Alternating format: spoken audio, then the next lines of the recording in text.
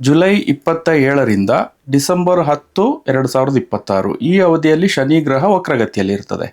ನಂತರ ಡೈರೆಕ್ಟ್ ಆಗುತ್ತೆ. ಸೊ ಈ ಶನಿ ವಕ್ರ ಅಂದರೆ ಅರ್ಥ ಏನು? ಸೊ ಇದು ಮಕರ ರಾಶಿಯವರ ಮೇಲೆ ಯಾವ ರೀತಿ ಇನ್ಫ್ಲುಯೆನ್ಸ್ ಮಾಡುತ್ತೆ, ಇದನ್ನು ಯಾವ ರೀತಿ ನೋಡಬೇಕಾಗುತ್ತೆ ಅನ್ನೋ ವಿಚಾರವನ್ನು ನಾನಿಲ್ಲಿ ಹೇಳಲಿಕ್ಕೆ ಹೊರಟಿದ್ದೀನಿ. ಸೊ ಇದು ಒಂದು ರೀತಿಯಲ್ಲಿ ಶನಿಯ ಆಡಿಟ್ ಸಮಯ ಅಂತ ತಗೋಬೋದು. ಶನಿ ವಕ್ರ ಅಂದರೆ ನೀವು ಯಾವ ರೀತಿ ಬದುಕ್ತಾ ಬಂದಿದ್ದೀರೋ ಇದರಲ್ಲಿ ಒಂದು ರೀತಿಯ ಒಂದು ರೀಥಿಂಕ್ ಮಾಡುವಂಥ ಸಮಯ ಅಂತ. ಮುಖ್ಯವಾಗಿ ನಿಮ್ಮ ಡಿಸಿಷನ್ಗಳು, ಆ್ಯಟಿಟ್ಯೂಡ್, ಅಪ್ರೋಚ್, ಹ್ಯಾಬಿಟ್, ರೂಟೀನ್ ಇಂಥ ವಿಚಾರಗಳಲ್ಲಿ ಒಂದು ಪರಾಮರ್ಶೆ ಮಾಡುವಂಥ ಒಂದು ಪ್ರಮೇಯಗಳು ಎದುರಾಗ್ಬೋದು ಅಂತ ಅರ್ಥ. ಸೊ ಹೀಗಾಗಿ ನಿಮಗೆ ನಿಮ್ಮದೇ ನಿರ್ಧಾರಗಳ ಮೇಲೆ ಒಂದು ಸ್ವಲ್ಪ ಸೆಲ್ಫ್ ಡೌಟ್ ಬರ್ಬೋದು. ಹಾಗೆಯೇ ನಾನು ಸರಿಯಾದ ದಾರಿಯಲ್ಲಿ ಇದ್ದೀನಾ ಇಲ್ವಾ ಅಂತ ಒಂದು ಅನುಮಾನವು ಕಾಡ್ಬೋದು. ಇದೇನು ಬಾಹ್ಯ ಘಟನೆಗಳು ಅಥವಾ ಬಾಹ್ಯ ಇನ್ಫ್ಲುಯೆನ್ಸ್ ಅಂತಲ್ಲ, ಇದು ರಾಶಿ ಅಂದರೆ ಮನಸ್ಸು ಅಂತ ಅರ್ಥ. ಹೀಗಾಗಿ ಇದು ನಿಮ್ಮ ಒಂದು ಮನಸ್ಸಿನೊಳಗಿನ ಆಂತರಿಕ ಕರೆಕ್ಷನ್ ಫೇಸ್ ಆಗಿರ್ತದೆ. ಈ ಸಮಯದಲ್ಲಿ ನಿಮಗೆ ಅಚಾನಕ್ ಟಯರ್ಡ್ ಫೀಲ್ ಆಗ್ಬೋದು, ಕೆಲಸ ಮಾಡ್ತಾ ಇದ್ರು ರೆಕಗ್ನಿಷನ್ ಇಲ್ಲ ಅಂತ ಅನ್ನಿಸ್ಬೋದು, ಎಲ್ಲ ರೆಸ್ಪಾನ್ಸಿಬಿಲಿಟಿ ನನ್ನ ಮೇಲೆ ಇದೆ ಅಂತ ಅನ್ನಿಸ್ಬೋದು, ಮನಸ್ಸಿನಲ್ಲಿ ಒಂದು ರೀತಿಯ ಪ್ರೆಷರ್ ಕೂಡ ಕ್ರಿಯೇಟ್ ಆಗ್ಬೋದು. ಯಾಕಂದರೆ ಮಕರ ರಾಶಿಯವರು ಜವಾಬ್ದಾರಿ, ಸಾಧನೆ, ಕರ್ತವ್ಯ ಪ್ರಜ್ಞೆ ಇಂಥದಕ್ಕೆ ಮಹತ್ವ ಕೊಡ್ತಾರೆ. ಹೀಗಾಗಿ ಜೀವನದಲ್ಲಿ ಸ್ವಲ್ಪ ಪ್ರೆಷರ್ನಲ್ಲೇ ಇರ್ತಾರೆ. ಶನಿ ವಕ್ರ ಸಮಯದಲ್ಲಿ ಮುಖ್ಯವಾಗಿ ಮಕರ ರಾಶಿಯವರಿಗೆ ನಾನು ಇಷ್ಟೆಲ್ಲ ಮಾಡ್ತಾ ಇದ್ದೀನಿ ಆದರೂ ರೆಕಗ್ನಿಷನ್ ಯಾಕಿಲ್ಲ ಅಂತ ಅನ್ನಿಸ್ತಾ ಇರ್ತದೆ. ಸೊ ಈ ಸಮಯದಲ್ಲಿ ಒಂದು ರೀತಿಯ ಬಾಹ್ಯ ಗ್ರೋತ್ ಅನ್ನುವಂಥದ್ದು ಏನಿದೆಯೋ ಒಂದು ರೀತಿ ಸ್ಲೋ ಆದಂಗೆ ಅನ್ನಿಸ್ಬೋದು.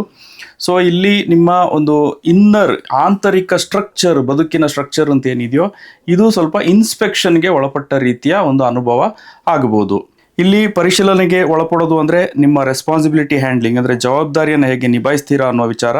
ಹಾಗೆಯೇ ವರ್ಕ್ ಲೈಫ್ ಬ್ಯಾಲೆನ್ಸ್ ಅಂತ, ಅಂದರೆ ಕೆಲಸ ಮತ್ತು ನಿಮ್ಮ ಸ್ವಂತ ಜೀವನ ಏನಿದೆಯೋ ಇದನ್ನು ಹೇಗೆ ಬ್ಯಾಲೆನ್ಸ್ ಮಾಡ್ತೀರಾ ಅನ್ನೋಂಥ ವಿಚಾರ. ಹಾಗೆಯೇ ಪರ್ಫೆಕ್ಷನಿಸಮ್ ಅಂತ, ಯಾಕೆಂದರೆ ಮಕರ ರಾಶಿಯವರು ಪರ್ಫೆಕ್ಷನ್ ಬಯಸ್ತಾರೆ, ಎಲ್ಲವೂ ಅಚ್ಚುಕಟ್ಟಾಗಿ ನಡಿಬೇಕು, ತಪ್ಪಿರಬಾರ್ದು ಅನ್ನೋ ರೀತಿಯ ಒಂದು ಮನಸ್ಥಿತಿ ಇರ್ತದೆ.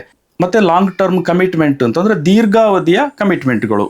ಇದರಿಂದಾಗಿ ಕೆಲಸ ಸ್ಲೋ ಅಂತ ಅನ್ನಿಸ್ಬೋದು, ಕ್ಲಾರಿಟಿ ಕಡಿಮೆ ಅಂತ ಅನ್ನಿಸ್ಬೋದು, ಮನಸ್ಸು ಹೆವಿ ಅಂತಲೂ ಅನ್ನಿಸ್ಬೋದು. ಒಂದು ರೀತಿಯ ಒಂದು ಮೋಟಿವೇಶನ್ ಕೂಡ ಡ್ರಾಪ್ ಆಗೋ ಸಾಧ್ಯತೆ ಇರ್ತದೆ, ಪ್ರೆಷರು ಕೂಡ ಹೆಚ್ಚಾಗುವಂಥ ಸಾಧ್ಯತೆ ಇರ್ತದೆ. ಮಕರ ರಾಶಿ ಅಧಿಪತಿ ಶನಿಗ್ರಹ, ಹೀಗಾಗಿ ಮಕರ ರಾಶಿಯವರು ನ್ಯಾಚುರಲ್ ಆಗಿಯೇ ಡಿಸಿಪ್ಲಿನ್ಡ್ ಆಗಿರ್ತಾರೆ. ಅಂದರೆ ಶಿಸ್ತಿನಿಂದ ಜೀವನ ಮಾಡೋದು, ಹಾರ್ಡ್ ವರ್ಕಿಂಗ್ ಇರ್ತಾರೆ, ಕಠಿಣ ಪರಿಶ್ರಮಿಗಳು, ಆಂಬಿಷಿಯಸ್ ಆಗಿರ್ತಾರೆ, ಅಂದರೆ ಮಹತ್ವಾಕಾಂಕ್ಷೆಗಳಿರ್ತದೆ, ಮತ್ತು ಪ್ರಾಕ್ಟಿಕಲ್ ಆಗೂ ಇರ್ತಾರೆ, ಅಂದರೆ ತುಂಬ ವಾಸ್ತವಿಕವಾಗಿ ಚಿಂತನೆ ಮಾಡ್ತಾರೆ. ಇದು ಒಂದು ರೀತಿ ಮಕರ ರಾಶಿಯವರ ಸ್ವಭಾವನೂ ಹೌದು, ಹಾಗೆಯೇ ಸ್ಟ್ರೆಂತು ಕೂಡ ಹೌದು. ಆದರೆ ಇದೇ ಸ್ಟ್ರೆಂತು ಈ ಶನಿ ವಕ್ರ ಸಮಯದಲ್ಲಿ ನಿಮಗೆ ಇದು ಕೆಲವೊಂದು ಸಂದರ್ಭಗಳಲ್ಲಿ ತೊಂದರೆಗಳನ್ನು ಕೊಡೋ ಸಾಧ್ಯತೆಯೂ ಇರ್ತದೆ. ಹೇಗೆ ಅಂದರೆ ಎಲ್ಲ ರೆಸ್ಪಾನ್ಸಿಬಿಲಿಟಿ ನಾನೇ ತಗೊಳ್ಬೇಕು ಅನ್ನೋಂಥ ಒಂದು ಟೆಂಡೆನ್ಸಿ, ಬೇರೆಯವರನ್ನ ಜೊತೆ ಶೇರ್ ಮಾಡಿಕೊಂಡು ಕೆಲಸ ಮಾಡೋದಕ್ಕೆ ಹಿಂಜರಿಯೋದು, ಅಥವಾ ಬೇರೆಯವ್ರಿಗೆ ಹೆಲ್ಪ್ ಕೇಳೋದಕ್ಕೆ ಹಿಂಜರಿಯೋದು, ಕೆಲಸವನ್ನೇ ಜೀವನ ಮಾಡ್ಕೊಂಡಿರ್ತಾರೆ. ಮತ್ತು ಭಾವನೆಗಳನ್ನು ಸಪ್ರೆಸ್ ಮಾಡ್ಕೊಳ್ಳುವಂಥ ಒಂದು ಸ್ವಭಾವ ಕೂಡ ಮಕರ ರಾಶಿಯವರಿಗೆ ಇರ್ತದೆ. ರೆಸ್ಟ್ ಮಾಡೋದು ಅಂದರೆ ಒಂದು ರೀತಿ ಅಪರಾಧ ಅನ್ನೋ ರೀತಿಯೂ ಫೀಲ್ ಮಾಡ್ತಾರೆ. ಈ ಸ್ವಭಾವದಿಂದಾಗಿ ನಿಮ್ಮ ಜೀವನದಲ್ಲಿ ನೀವೇನು ಪ್ರೆಷರ್ನಲ್ಲಿ ಇರ್ತೀರಲ್ಲ, ಈ ನಿಮ್ಗೆ ಪ್ರೆಷರ್ನ ಮೂಲ ಕಾರಣವೇ ನಾನು ಇಷ್ಟು ಹೊತ್ತು ಹೇಳಿದಂಥ ಈ 4-5 ಫ್ಯಾಕ್ಟರ್ಗಳು. ಸೊ ಇದರಿಂದ ಆಗುವಂಥ ಮಿಸ್ಟೇಕ್ಗಳು ಶನಿ ವಕ್ರ ಸಮಯದಲ್ಲಿ ಎಕ್ಸ್ಪೋಸ್ ಆಗುವ ಸಾಧ್ಯತೆಯೂ ಇರ್ತದೆ. ಇಲ್ಲಿ ಆಗೋ ಮೇಯ್ನ್ ಮಿಸ್ಟೇಕ್ ಏನು ಅಂದರೆ ಜವಾಬ್ದಾರಿಯ ಹೆಸರಿನಲ್ಲಿ ನಿಮ್ಮನ್ನು ನೀವೇ ಒಂದು ರೀತಿ ನೆಗ್ಲೆಕ್ಟ್ ಮಾಡ್ಕೊಳ್ಳೋದು, ಅಂದರೆ ರೆಸ್ಪಾನ್ಸಿಬಿಲಿಟಿಗೋಸ್ಕರ ಸೆಲ್ಫ್ ನೆಗ್ಲೆಕ್ಟ್, ಅಂದರೆ ಕರ್ತವ್ಯದ ಹೆಸರಿನಲ್ಲಿ ನಿಮ್ಮ ಆರೋಗ್ಯವನ್ನು ನೆಗ್ಲೆಕ್ಟ್ ಮಾಡೋದು, ಸಕ್ಸಸ್ಗಾಗಿ ಪರ್ಸ್ನಲ್ ಲೈಫನ್ನು ಸ್ಯಾಕ್ರಿಫೈಸ್ ಮಾಡೋದು, ಎಲ್ಲ ಭಾರವನ್ನು ಒಬ್ಬರೇ ಹೊತ್ಕೊಳ್ಳೋದು, ನಾನು ಮ್ಯಾನೇಜ್ ಮಾಡ್ತೀನಿ ಅಂತ ನೋವನ್ನು ಒಳಗೊಳಗೆ ಇಟ್ಕೊಳ್ಳೋದು, ಇದೆಲ್ಲವೂ ಸೆಲ್ಫ್ ನೆಗ್ಲೆಕ್ಟೇ. ಸೊ ಹೀಗಾಗಿನೇ ಮಕರ ರಾಶಿಯವರು ಒಂದು ರೀತಿಯ ಒಂದು ವಿಕ್ಟಿಮ್ ಮೋಡ್ನಲ್ಲಿ ಇರ್ತಾರೆ. ಸೊ ಈ ವಿಚಾರಗಳನ್ನು ಇವರು ಸರಿ ಮಾಡ್ಕೊಳ್ಳಿಲ್ಲ ಅಂದರೆ ಏನಾಗುತ್ತೆ, ನಿಮಗೆ ಇದರಿಂದ ಆಗುವಂಥ ಒಂದು ಮಾನಸಿಕ ಯಾತನೆ ಇರಲಿ, ನೋವಿರಲಿ, ಅಥವಾ ಇದರಿಂದ ಆಗುವಂಥ ಒಂದು ಹಿಂಸೆ ಇರಲಿ, ಇದು ಮರಳಿ ಮರಳಿ ಬರ್ತಾ ಇರ್ತದೆ. ಅಂದರೆ ಶನಿ ವಕ್ರ ಅಂದರೆ ಅರ್ಥ ಏನು ಅಂದರೆ ಮರಳಿ ಬರುವಂಥದ್ದು ಅಂತ.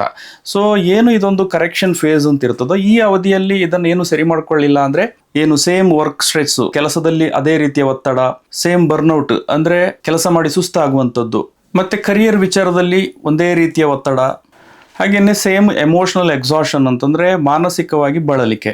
ಸೊ ಶನಿ ವಕ್ರ ಫೇಸ್ನಲ್ಲಿ ನಿಮಗೆ ಈ ರೀತಿ ಪದೇ ಪದೇ ಎದುರಾಗುವಂಥ ಪರಿಸ್ಥಿತಿಗಳು ಅಥವಾ ಮರಳಿ ಮರಳಿ ಬರುವಂಥ ಕೆಲವೊಂದು ತೊಂದರೆಗಳು ಅಂತ ಏನಿದೆಯೋ ಇದನ್ನು ಸರಿ ಮಾಡ್ಕೊಳ್ಬೇಕು ಅನ್ನೋ ರೀತಿಯ ಒಂದು ಆಲೋಚನೆ ನಿಮ್ಮೊಳಗೇನೆ ಮೈಂಡ್ನಲ್ಲಿ ಒಂದು ಮೂಡುವಂಥ ಸಾಧ್ಯತೆ ಇರ್ತದೆ.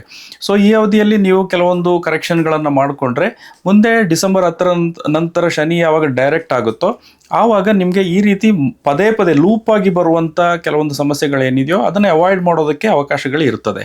ಸೊ ಹಾಗಾದರೆ ಈ ಶನಿ ವಕ್ರ ಫೇಸನ್ನು ಹೇಗೆ ಹ್ಯಾಂಡಲ್ ಮಾಡಬೇಕು ಅನ್ನೋ ವಿಚಾರ, ಇದು ಬಂದು ರೆಮಿಡಿ ಅಂತಲ್ಲ, ಇದು ಬಂದು ನಿಮ್ಮ ಮನಸ್ಥಿತಿ, ಮಕರ ರಾಶಿಯವರ ಮನಸ್ಥಿತಿಗೆ ಸಂಬಂಧಪಟ್ಟಂತೆ ಕೆಲವೊಂದು ಕರೆಕ್ಷನ್ ಮೆಥಡ್ಸನ್ನು ಹೇಳ್ತಾ ಹೋಗ್ತೀನಿ. ನೀವು ಇದನ್ನು ಫಾಲೋ ಮಾಡ್ಬೋದು. ಮೊದಲನೇದಾಗಿ ಎಲ್ಲವನ್ನು ನಾನೇ ಮಾಡ್ತೀನಿ ಅಂತ ಹೋಗೋ ವಿಚಾರದಲ್ಲಿ ನೀವೊಂದು ಸ್ವಲ್ಪ ರೀಥಿಂಕ್ ಮಾಡಬೇಕಾಗುತ್ತೆ. ಅಂದರೆ ಸ್ಟಾಪ್ ಕ್ಯಾರಿಯಿಂಗ್ ಎವ್ರಿಥಿಂಗ್ ಎಲೋನ್ ಅಂತ. ಅಂದರೆ ಮಕರ ರಾಶಿಯ ಬಿಗ್ಗೆಸ್ಟ್ ವೀಕ್ನೆಸ್ ಅಂದರೆ ಎಲ್ಲ ಜವಾಬ್ದಾರಿಯನ್ನು ನಾನೇ ತಗೊಳ್ತೀನಿ ಅಂತ ಹೋಗುವಂಥದ್ದು. ಸೊ ಇಲ್ಲಿ ನೀವು ಒಂದು ಸ್ವಲ್ಪ ಬೇರೆಯವರ ಹೆಲ್ಪ್ ಕೇಳ್ಬೋದು, ರೆಸ್ಪಾನ್ಸಿಬಿಲಿಟೀಸನ್ನು ಶೇರ್ ಮಾಡ್ಬೋದು, ಹಂಚಿಕೊಂಡು ಕೆಲಸ ಮಾಡೋದನ್ನು ಕೂಡ ಸ್ವಲ್ಪ ರೂಢಿಸ್ಕೊಳ್ಬೋದು.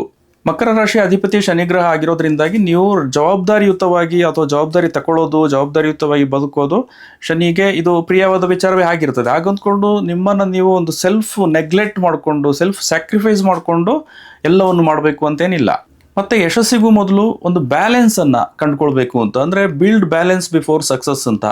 ಅಂದರೆ ನಿಮ್ಮ ಜೀವನದಲ್ಲಿ ಒಂದು ಬ್ಯಾಲೆನ್ಸ್ ಇರಬೇಕಾಗುತ್ತೆ. ನೀವೊಂದು ಫಿಕ್ಸ್ಡ್ ಸ್ಲೀಪ್ ಟೈಮ್ ಇರಬೇಕು, ಚೆನ್ನಾಗಿ ನಿದ್ದೆ ಮಾಡಬೇಕು, ವರ್ಕ್ ಅವರ್ಸನ್ನು ಫಿಕ್ಸ್ಡ್ ಆಗಿ ಇಟ್ಕೊಳ್ಬೇಕು. ಇಷ್ಟು ಅವರ್ ನಾನು ಕೆಲಸ ಮಾಡ್ತೀನಿ ಅಂತ. ಹಾಗೆಯೇ ವೀಕ್ಲಿ ರೆಸ್ಟ್ ಮಾಡೋದಿರಲಿ, ಫ್ಯಾಮಿಲಿ ಟೈಮ್ ಇರಲಿ. ಅಂದರೆ ಮಕರ ರಾಶಿಯವರು ಕೆಲಸ ಜವಾಬ್ದಾರಿಯ ವಿಚಾರದಲ್ಲಿ ಏನು ಒಂದು ವರ್ಕ್ ಲೈಫ್ ಬ್ಯಾಲೆನ್ಸನ್ನು ಮೇಂಟೈನ್ ಮಾಡೋದು ಕಮ್ಮಿ. ಸೊ ಅದೇನಾಗುತ್ತೆ, ಅವ್ರನ್ನ ತುಂಬ ಬಳಲಿಕೆಗೆ ಈಡು ಮಾಡೋ ಸಾಧ್ಯತೆ ಇರ್ತದೆ. ಸೊ ಇದನ್ನು ಸ್ವಲ್ಪ ಬ್ಯಾಲೆನ್ಸ್ ಮಾಡ್ಕೊಳ್ಬೇಕಾಗುತ್ತೆ. ಮತ್ತು ಮೂರನೇ ವಿಚಾರ ಬಂದು ಭಾವನೆಗಳನ್ನು ನೀವು ಸಪ್ರೆಸ್ ಮಾಡಬಾರ್ದು ಅಂತ. Don't suppress emotions.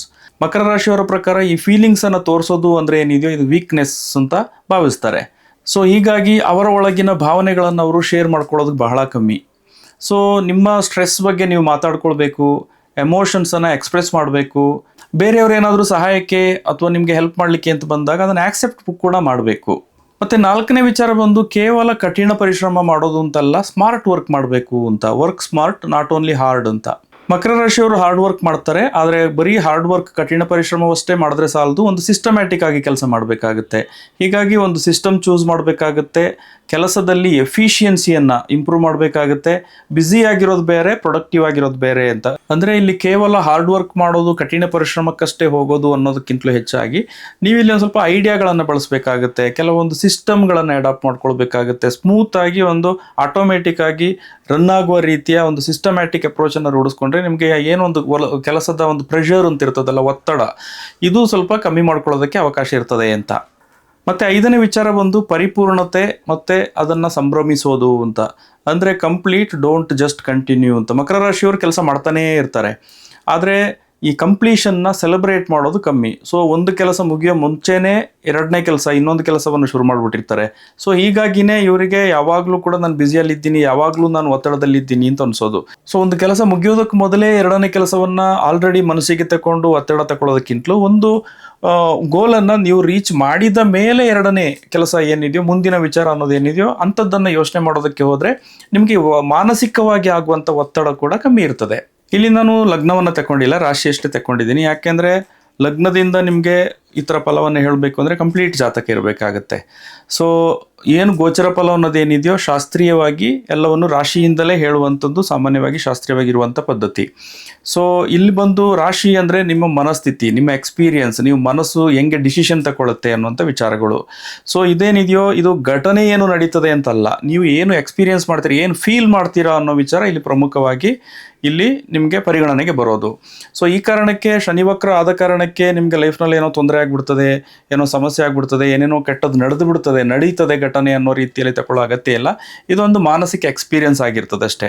ಸೊ ಒಟ್ಟಾರೆ ಮಕರ ರಾಶಿಯವರು ಏನು ಈ ವರ್ಕ್ ಲೈಫ್ ಬ್ಯಾಲೆನ್ಸನ್ನು ಮೇಂಟೈನ್ ಮಾಡುವಂಥದ್ದಿರಲಿ ಅಥವಾ ಹಾರ್ಡ್ ವರ್ಕ್ ಮಾಡೋದ್ರ ಜೊತೆಗೆ ಸ್ವಲ್ಪ ಸ್ಮಾರ್ಟ್ ವರ್ಕ್ ಮಾಡುವಂಥದ್ದು, ಹಾಗೆಯೇ ಒಂದು ಕೆಲಸವನ್ನು ಮುಗಿಸಿದ ನಂತರ ಎರಡನೇ ಕೆಲಸವನ್ನು ತಗೊಳ್ಳುವಂಥದ್ದು, ಮುಖ್ಯವಾಗಿ ಎಮೋಷನ್ಸನ್ನು ಸಪ್ರೆಸ್ ಮಾಡದೆ ಅವರಿಗೆ ಹತ್ತಿರದವರು ಅಂತ ಯಾರಿರ್ತಾರೋ, ಫ್ಯಾಮಿಲಿ ಮೆಂಬರ್ಸ್ ಅಂತ ಯಾರಿರ್ತಾರೋ ಅವ್ರ ಜೊತೆ ಶೇರ್ ಮಾಡ್ಕೊಳ್ಳುವಂಥದ್ದು. ಸೊ ಇಂಥದನ್ನೆಲ್ಲ ರೂಢಿಸ್ಕೊಂಡ್ರೆ ಏನು ಒಂದು ಸದಾ ನಾನು ಪ್ರೆಷರ್ನಲ್ಲಿದ್ದೀನಿ, ಸದಾ ಒತ್ತಡದಲ್ಲಿದ್ದೀನಿ ಅನ್ನುವಂಥ ಒಂದು ಮನಸ್ಥಿತಿ ಏನಿದೆಯೋ ಇದಕ್ಕೆ ನಿಮಗೆ ರಿಲೀಫ್ ಸಿಗ್ತದೆ. ಸೊ ಮುಂದಿನ ಎಪಿಸೋಡ್ನಲ್ಲಿ ಮತ್ತೆ ಸಿಗ್ತೀನಿ ಸ್ನೇಹಿತರೆ. ನಮಸ್ಕಾರ.